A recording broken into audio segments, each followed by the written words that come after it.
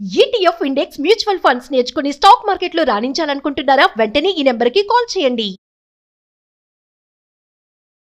Hi hello నమస్తే welcome back to Suman TV. ప్రస్తుతం మనతో పాటు ఉన్నారు stock market analyst Sundararam Reddy గారు. నమస్తే సార్. నమస్తే. సార్, ఇండియాలో రియల్ ఎస్టేట్ చాలా డౌన్ అయిపోయింది, భూమి లేదు అంటున్నారు. హైదరాబాద్ లో కూడా అలానే ఉంది, అంత హైలో ఏమీ లేదు అని చెప్తున్నారు. అలా చూసుకుంటే కంపేర్ టు చైనా, అక్కడ కూడా అలానే ఉంది, రియల్ ఎస్టేట్ కి అంత భూమి లేదు అంటున్నారు. సో దీన్ని ఎలా చూడొచ్చు అంటారు? యూజువల్ గా ఈ రియల్ ఎస్టేట్ మార్కెట్ ఒకసారి జర్నీ స్టార్ట్ అయింది అనుకోండి, అదొక లైఫ్ సైకిల్ అనమాట. ఆ సైకిల్ ఏంటంటే ఒక 6 to 8 years 10 years దాకా ఉంటుంది. అంటే తక్కువ అంటే 6-7 years ఉంటుంది, 10 years దాకా ఉంటుంది మాక్సిమం అనమాట. చైనాలో డిఫరెంట్ స్టోరీ. చైనాలో ఏంటంటే ఏం చేసినా సరే ఒక భారీగా గ్రాండ్ గా చేస్తారనమాట. అక్కడ గోస్ట్ సిటీస్ అని చెప్పేసి సిటీలో 200-300 సిటీస్ వాళ్ళు డెవలప్ చేశారు. అందులో ఆ ఇండస్ట్రీ ఓవర్ గా ఇన్వెస్ట్ చేస్తారు కల్లా అది కొలాప్స్ అయిపోయింది. అందుకని చైనాలో ఇప్పుడు రియల్ ఎస్టేట్ 2008 వెళ్ళిపోయింది ప్రైస్. అంటే ఎవరైతే రియల్ ఎస్టేట్ లో పెట్టారో వాళ్ళందరూ మునిగిపోయారు అక్కడ. ఇప్పుడు ప్రస్తుతానికి వాళ్ళు ఆ ఇంతకుముందు రియల్ ఎస్టేట్ ఎలా పెట్టారు, ఇప్పుడు గోల్డ్ అలా చేంజ్ చేస్తున్నారు వాళ్ళు. అంటే చైనా వాళ్ళు ఏం చేసినా సరే కొంచెం గ్రాండ్ గాను టూ మచ్ చేస్తారనమాట. అట్లా స్టాక్ మార్కెట్లు కొలాప్స్ అయిపోయినాయి అక్కడ, అండ్ రియల్ ఎస్టేట్ కొలాప్స్ అయిపోయింది. ఇప్పుడు గోల్డ్ చేంజ్ చేస్తున్నారు. బహుశా ఒక 5 years తర్వాత గోల్డ్ కూడా కొలాప్స్ అవ్వచ్చు. అట్లా చైనా స్టోరీ డిఫరెంట్ అనమాట అది.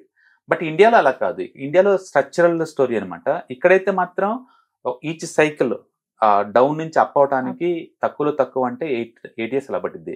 ఇక్కడ కొత్త రియల్ ఎస్టేట్ సైకిల్ స్టార్ట్ అయింది 2021లో అండి. కోవిడ్ తర్వాత 2021లో స్టార్ట్ అయింది. ఓకే, ఇప్పుడు మనం 5 years ఉంది. అంటే 2030 వరకు ఇండియాకి వచ్చిన పెద్ద ఇబ్బంది ఏం లేదు. ఒక అప్పుడుదా పెరుగుతూనే ఉంటుంది. ఎప్పుడైనా మనం రియల్ ఎస్టేట్ చూసేటప్పుడు ఏంటంటే price, volume and interest rates దానికి లింక్ పెట్టుకున్నప్పుడు మనకి క్లారిటీ వస్తుంది అనమాట. ఎంత ప్రైస్ అమ్ముతున్నారు, ఎంత వాల్యూమ్, ఎంత ఇంట్రెస్ట్ రేట్స్ ఎంత. మనం 1996-97లో కానీ చూసాం అనుకోండి, అప్పుడు లో అఫోర్డబిలిటీ, ఎవరికి అఫోర్డబిలిటీ ఉండేది కాదు. జాబ్స్ ఈ రేంజ్ లో లేవు అప్పట్లో, ఇన్కమ్ ఎవరికి ఈ రేంజ్ లో లేదనమాట. అండ్ ప్రాపర్టీ ప్రైస్ మాత్రం టూ మచ్ రేట్లు ఉండేవి. ఆ టైంలో ఆల్ టైమ్ హైలో ఉన్నాయి. ఆ టైంలో అంటే మార్ట్గేజ్ లోన్స్ కూడా 12% పైన ఉన్నాయి. ఆల్మోస్ట్ 15% ఉంది మార్ట్గేజ్ లోన్ ఆ టైంలో. రియల్ ఎస్టేట్ మార్ట్గేజ్ లోన్ ఆ రేట్ లోన్ తీసుకొని ఎవరైనా మంచిన వాళ్ళు ఉంటారండి. అంత ఉండేది లోన్స్ ఆ టైంలో. అండ్ డెవలపర్స్ కూడా లేరు, పెద్ద మేజర్ డెవలపర్స్ లేరు అప్పట్లో. డిఎల్ఎఫ్ ఇలాంటి ఢిల్లీలో కూర్చొని ఉన్నా తప్ప ఏం లేదు. అప్పట్లో రియల్ ఎస్టేట్ మార్కెట్ అంటే ఢిల్లీ అండ్ ముంబై మొదటి నుంచి రియల్ ఎస్టేట్ చాలా హాట్ అనమాట. అందుకని వెరీ మెట్రోపాలిటన్ సిటీస్ కాన్సన్ట్రేటెడ్ గా ఉండేది అనమాట. ఏది 96-97లో అప్పుడు పీక్ లెవెల్ ఉంది మార్కెట్. తర్వాత ఏమైంది, 98 to 2003లో మార్కెట్ కొలాప్స్ అయిపోయింది. ఆ కొలాప్స్ అయినప్పుడు ఏంటంటే గ్రాడ్యువల్ గా అఫోర్డబిలిటీ జనాలకు పెరిగింది, అందరికి అందుబాటు రేట్లకు వచ్చేసింది. అండ్ ప్రాపర్టీ రైట్స్ కూడా డ్రాప్ అయిపోయినాయి, బాగా బాటంకి వచ్చేసినాయి. అండ్ వడ్డీ రేట్లు బాగా డ్రాప్ అయ్యి 8% వచ్చేసినాయి. 15% ఎక్కడ, వడ్డీ రేట్లు 80% ఎక్కడ. వడ్డీ రేట్లు ఎప్పుడైతే తక్కువ వస్తుందో అఫోర్డబిలిటీ జనాలు తీసుకుంటారు, ఛాన్స్ తీసుకుంటారు. రేట్ కూడా డ్రాప్ అయినప్పుడు బాగుంటుంది అనమాట. ఇప్పుడు ఇక మేజర్ గా లిస్టెడ్ కంపెనీస్ అనమాట 1-2. అండ్ ఆ తర్వాత బెంగళూరు ర్యాపిడ్ డెవలప్ అయింది. యాక్చువల్గా 1998 నుంచి అండ్ బెంగళూరులో రియల్ ఎస్టేట్ బూమ్ స్టార్ట్ అయిందండి. అంతకు ముందు రేట్ వేరు, ఆ తర్వాత రేటు ఆల్మోస్ట్ 10x పెరిగింది బెంగళూరు అయితే. ఎందుకంటే almost all major IT companies start అయినాయి కాబట్టి అప్పుడు బాగా బూమ్ అయింది. అప్పుడు దాకా ఓన్లీ ముంబై, ఢిల్లీలో ఉన్న రియల్ ఎస్టేట్ మార్కెట్ కత్త గుర్గావ్ అండ్ బెంగళూరు వీటికి ర్యాపిడ్ గా ఎక్స్పాండ్ అయిపోయింది అనమాట.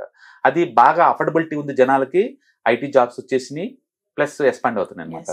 అదే 2004-2008 కల్లా ఇంకా వాల్యూమ్ పెరగడం స్టార్ట్ అయింది. కొంచెం జనాలు కొనే వాళ్ళు ఎక్కువ అవుతున్నారు. అండ్ ప్రాపర్టీ ప్రైస్ కూడా కొంచెం పెరగడం స్టార్ట్ అయింది. And DLF and Bengaluru based companies, Mumbai based companies start అయింది.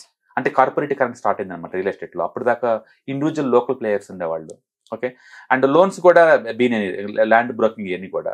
మళ్ళీ 2015 కల్లా మళ్ళీ పీక్ లెవెల్ జరిగింది, మార్కెట్ పీక్ లెవెల్ జరిగింది 2016 కల్లా. అండ్ ప్రైస్లు too much journey, automatic volume తగ్గిపోయింది.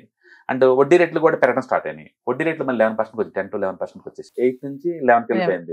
ఇక దాంతో రియల్ మార్కెట్ స్లో అయిపోయింది. దాంతో అపార్ట్మెంట్ రేట్ తగ్గడం బినైంది, కొనేవాళ్ళు లేక బాగా డ్రాప్ అయింది ఆ టైంలో. అంటే ఆల్మోస్ట్ కొంతమంది అయితే డెవలపర్స్ బ్యాంక్రప్ట్ అయిపోయారు. ఇన్ టైంలో పే చేయలేక, అమౌంట్ ని జనాలకు హ్యాండ్ ఓవర్ చేయలేక గొడవ అయిపోయింది అనమాట ఆ టైంలో. ఇక దాంతో కరెక్షన్ అని చెప్పేసి అవి రియల్ ఎస్టేట్ ట్రాన్స్పరెన్సీ తక్కువ కదా, ఇదైంది అనమాట. మళ్ళీ 2020 కల్లా మళ్ళీ మార్కెట్ బాటకు వచ్చేసింది. ఈ 2020కి ముందే జరిగింది 2017 అంటే రేరా వచ్చేసింది. రియల్ ఎస్టేట్ లో కూడా కొంచెం ట్రాన్స్పరెన్సీ వచ్చింది. అచ్చం బ్లాక్ మనీ నుంచి కొంచెం కంట్రోల్ చేయడం బీనైంది అనమాట. ఇక జనాలు కూడా లేదు, లోన్స్ ఇవ్వటం, ప్రాసెసింగ్ ఒక సిస్టమేటిక్ వేలో వచ్చింది. జనాలకి ఇన్ టైమ్ లో హ్యాండ్ ఓవర్ చేయడం ప్రాజెక్ట్ ఇట్లా. అంతకుముందు ఫ్రీలాన్సింగ్ లో తీసుకుంటే 10 years 15 years ఆగిపోయాయి అట్లా ఉండే ప్రాజెక్టులు. రెరా ఎప్పుడైతే వచ్చిందో చేంజ్ అయిపోయింది కంప్లీట్ గా. ఇన్ టైం నువ్వు ఇక హ్యాండ్ ఓవర్ చేయకపోతే మనీ ఇవ్వటం ఇవన్నీ అనమాట. అంటే గవర్నమెంట్ తీసుకుంది. టోటల్ బిల్డింగ్ కాస్ట్ లో కూడా 80% జిఎస్టీలు రావాలి, ఇవన్నీ స్టాండర్డైజేషన్ చేయడం బీన్ అయింది అనమాట. దాంతో ఇప్పుడు మార్కెట్ చాలా ట్రాన్స్పరెంట్ గా కొంచెం బాగుంది. కొంచెం రేరా వచ్చిన తర్వాత ఇప్పటికి కూడా ల్యాండ్ కొనేటప్పుడు కరప్షన్ ఉందనేమో కానీ టాక్సేషన్ అవన్నీ ఎక్కడుతున్నాం. ఒకసారి బిల్డింగ్ మెటీరియల్ కరప్షన్ లేదు. ఇప్పుడు 80% నువ్వు జిఎస్టీ బిల్ చూపించాల్సింది గవర్నమెంట్. అందుకని కన్స్ట్రక్షన్ లో ట్రాన్స్పరెన్సీ బాగా పెరిగింది. And project in time hand over చేస్తున్నారు రెరా వచ్చిన తర్వాత నుంచి. అండ్ బ్యాంకులు కూడా లోన్స్ బాగా ఇస్తున్నారు. మరి కోవిడ్ కాడ నుంచి ఇంకా అఫోర్డబిలిటీ పెరిగింది. ఒక్కొక్కరు 2 జాబులు చేయటం. అండ్ రియల్ ఎస్టేట్ లో కూడా రిటర్న్స్ బాగా రావటం. Real estate RBI rules data ప్రకారం ఏంటంటే 10 years పర్ యానం చొప్పున గ్రో అవుతుంది రియల్ ఎస్టేట్ ఇండియాలో. అంటే న్యాచురల్ గా 10% అంటే బ్యాంక్ వడ్డీతో పోల్చుకుంటే ఎక్కువే ఉంది కాబట్టి ఉంది. అండ్ వర్కింగ్ కపుల్స్ ఎక్కువ అవుతున్నారు, యూత్ వర్కింగ్ కపుల్స్. అందుకని హై రైజ్ బిల్డింగ్ స్టార్ట్ అయింది, లగ్జరీ స్టార్ట్ అయింది. దాంతో 2021 నుంచి ఇండియాలో అన్ని సిటీస్, నువ్వు Tier 1 సిటీస్ మొత్తం, Tier 2 సిటీస్ కూడా ఎక్స్పాండ్ అయిపోయింది. అండ్ ఇప్పుడైతే ఒకప్పుడు అపార్ట్మెంట్లు యాక్సెప్ట్ చేయరు, ఇప్పుడైతే పల్లెటూరులో కూడా అపార్ట్మెంట్లు యాక్సెప్ట్ చేయడం బీనైంది. ఎందుకంటే ఉన్నంతలో లగ్జరీగా ఉండాలనే విషయం దాటింది అనమాట. అందుకని ఇప్పుడు కరెంటు బుల్ మార్కెట్ స్టార్ట్ అయింది 2021. అంటే ఇప్పుడు మనం 2014 లో ఉన్నాం. అంటే బుల్ మార్కెట్ స్టార్ట్ అయ్యి జస్ట్ 2 years 3 years అవుతుంది. ఇప్పటి నుంచి ఇంకా 7-8 years దాకా ఉంటుంది. అంటే ఆల్మోస్ట్ 2030 దాకా ఇండియాకి వచ్చిన ప్రాబ్లం లేదు. కాకపోతే పొలిటికల్ ఇష్యూస్ వల్ల అండ్ ఏదైనా లోకల్ ఇష్యూస్ వల్ల 1 or 2 years అటు ఇటు అవుతుంది తప్ప స్ట్రక్చరల్ డిమాండ్ తగ్గదు ఇండియాలో. ఎందుకంటే అఫోర్డబిలిటీ ఉంది జనాలకి. అండ్ రియల్ ఎస్టేట్ లోన్స్ కూడా స్టిల్ అది 8% దొరుకుతుంది. ముందు రోజుల్లో వడ్డీ రేటు తగ్గిపోతున్నారు ఇంకా. అంటే గవర్నమెంట్ కూడా అఫోర్డబిలిటీ హౌసింగ్ ఫైనాన్స్ బాగా ఎంకరేజ్ చేస్తుంది. అండ్ లోన్స్ ఇవ్వటం ఎక్కువ అవుతుంది రాను వాడతారు ఇటు ద్వారా. ఓకే, అంటే జనాలు అఫోర్డబిలిటీ బాగా పెరిగింది ముందుతో పోల్చుకుంటే. ఒకప్పుడు ₹1,00,000 హౌస్ అంటే అమ్మో అంతా అనేవాళ్ళు. ఇప్పుడు 1,00,00,000 కంటే తక్కువ ఎవరు అసలు అపార్ట్మెంట్ తీసుకోవట్లేదు. ఎందుకంటే లోన్ తీసుకొని లగ్జరీస్ కి చేయటం అనేది అలవాటు అయిపోయింది. అందుకని డెఫినేషన్ మారిపోయింది. హౌసింగ్ అనే డెఫినేషన్ సున్నాల దగ్గర నుంచి పూర్పాక, మిద్దె, రేకులు దగ్గర నుంచి అపార్ట్మెంట్ కల్చర్ వరకు వచ్చేసింది. ఇప్పుడు ఇల్లు అంటే నథింగ్ బట్ అపార్ట్మెంట్స్. లోపల ఇంటీరియర్ డెకరేషన్ కి ఒక 10 లక్షలు ఖర్చు పెడుతున్నారంటే మీరు ఊహించుకోవచ్చు. ఓకే, ఏషియన్ పెయింట్స్ లేకుండా అసలు పెయింటింగ్ అనేది తక్కువ లేదు. అండ్ ఫర్నిచర్ లేకుండా అసలు హౌసింగ్ లేవు. అందుకని ఇవాళ రిపోర్ట్లు ఏంటంటే ఒకప్పుడు 500 SFT అంటేనే మంచి ఇల్లు అనేవాళ్ళు. ఇప్పుడు కాస్త 1,500 అయిపోయింది అది. అంటే ఇల్లు సైజ్ పెరిగింది, అఫోర్డబిలిటీ పెరిగింది, లోన్స్ అఫోర్డబిలిటీకి వచ్చేసింది, వర్కింగ్ కపుల్స్ పెరిగిపోతున్నారు. అందుకే సిటీ ఎక్స్పాండ్ అవుతా ఉంది. అందుకని సైకిల్ స్టార్ట్ అయింది 2-3 years అవుతుంది కాబట్టి ఈ సైకిల్ 7 years దాకా కంటిన్యూ అవుద్ది. ఇప్పుడైతే ప్రైస్ పర్వాలేదు and volume too much grow అవుతుంది అండ్ బ్యాంకులో అఫోర్డబిలిటీ ఉంది అండ్ కార్పొరేటీకరణ ఎక్కువ అవుతుంది, లోకల్ టైప్ అయ్యి బీన్ చేస్తున్నారు. అండ్ హైదరాబాద్ లోనే హై రైజ్ బిల్డింగ్స్ 150 పర్మిషన్ ఇచ్చారంటే మీరు ఊహించుకోవచ్చు. అందుకని హౌసింగ్ మార్కెట్ అప్పుడే సాచురేషన్కి వచ్చిందా అంటే ఇంకా రాలేదండి.